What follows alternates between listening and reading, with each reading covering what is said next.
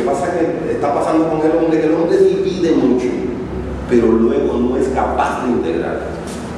Y entonces estamos viviendo en un mundo fraccionado donde somos especialistas en nada. O sea, porque se ha hecho el perfil tan estrecho que somos especialistas, pero en algo que es tan pequeño que se puede decir que es nada.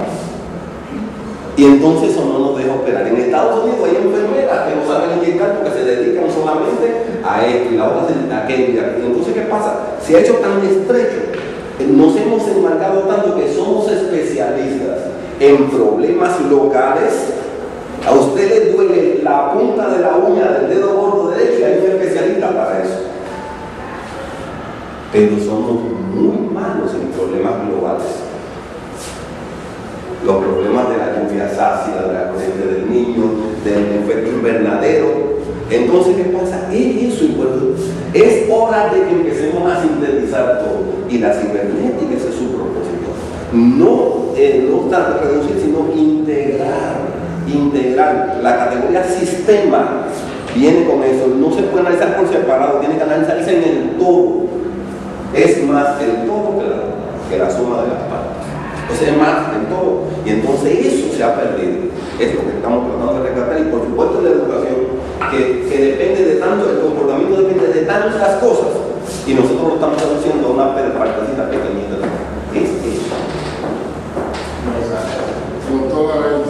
Yo tengo una severa diferencia. No quiere decir que en contra de ese proyecto, sino en contra de las nociones que se plantean. Yo creo que la cibernética creí que le iba a leer como gobernanza, es decir, como una especie de la política entendida como el arte de articular voluntades, y en ese sentido, como un arte de articular voluntades, poder orientar la diferencia, porque él quiere centrar que siempre hay diferencia y centrar la diferencia como un elemento enriquecedor, ¿no? Tú mencionas dos campos, lo natural y social, como dos cosas aparte, o mencionas que hay un sistema integrado, etc. Y mencionabas ahorita que es más fácil destruir que construir. En lo humano, en la cultura, es más fácil construir que destruir. Es decir, la cultura no es tan fácil destruirla.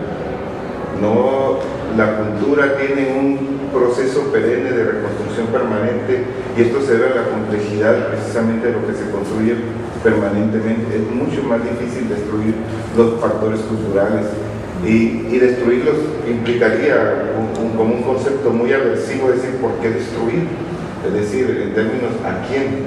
¿No? Y creo, cuando hablabas de esta historia de Grecia, de la vida en Grecia y la vida actual, pues hay una enorme diferencia en todos estos años, en todos los sentidos, en muchos aspectos. Entiendo por dónde va un poco la metáfora, pero sí creo que se ocupa de detallar mucho más, sé que el tiempo que tienes, como 15 minutos, no alcanza, claro, pero se ocupa de detallar mucho más que el campo social.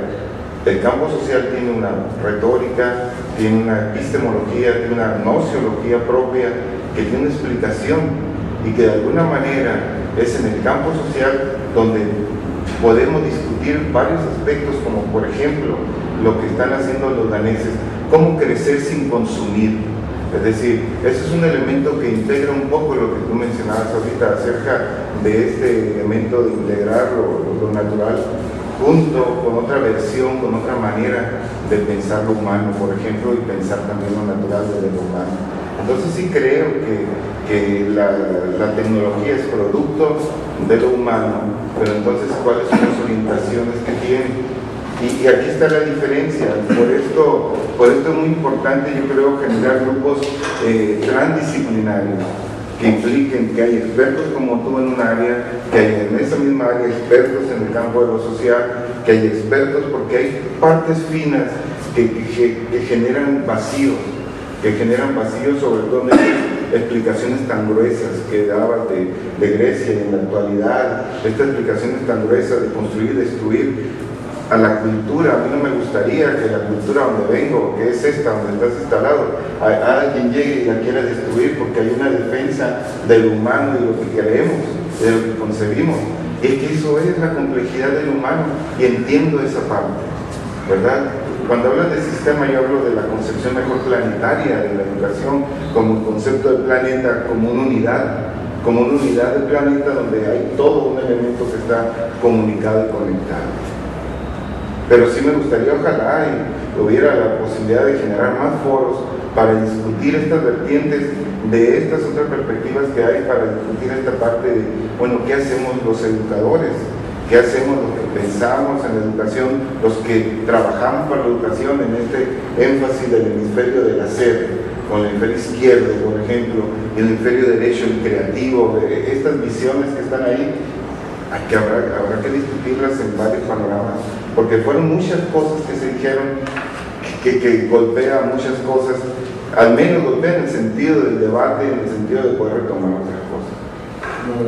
Yo quería decir primero que fue un ejemplo lo de construir y destruir, ¿no? Una manera de hacer, por analogía, entender lo que significa en la lógica síntesis y análisis. No quise meterme de crudo en el método lógico de síntesis y análisis y la dificultad de la síntesis. O sea, y entonces puse de ejemplo lo de construir y destruir. Realmente, con este pensamiento planetario, por ejemplo, de Edgar Morin, o Morin, no sé cómo se dice, exactamente lo que preocupa a Edgar Morin y a todos los seguidores del pensamiento complejo es la necesidad de integrar. O sea, no es. O sea, es que apunta en la misma dirección de que estamos hablando. Y de hecho, yo le envié un trabajo se hizo un evento aquí en Sonora de la Universidad de Edgar Morin que se llama la diversidad, exactamente para poder rescatar todo lo diferente y unirlo. Es exactamente a eso a lo que me estoy refiriendo. ¿Y por qué es necesario unir? Porque es esencia del pensamiento complejo unir, porque está separado. Si no tuviera separadas las cosas, no había que unirlas. O sea que exactamente el pensamiento complejo se escuda y lo que hace es reflejar que hay muchas cosas por separado que hay que unir, y es a lo que me estaba refiriendo, que separamos mucho, pero a la hora de unir no es tan sencillo. Es a eso a lo que nos estamos refiriendo. Tenemos otra pregunta. Entonces, adelante. Entonces, le agradecemos al doctor Marcelino el diálogo. Se va a